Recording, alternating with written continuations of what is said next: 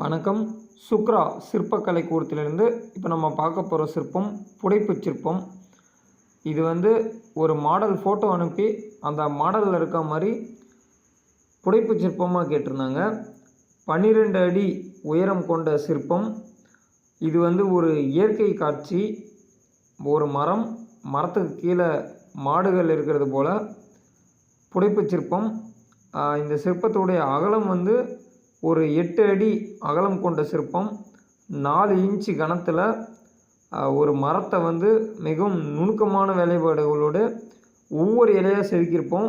2 பக்கமும் மாடுகள், மான்கள், தாமரை, வாத்து, மரத்தில் பார்த்திங்கன்னா அணில்கள், கிளிகள், பறவைகள், ஆந்தை கொண்டு ஒரு இலையும் நல்லா ஒரு கிளை ஒரு இலை நல்ல நுணுக்கமான வேலைப்பாடுகளாக செதுக்கியிருப்போம். நன்றி, வணக்கம்.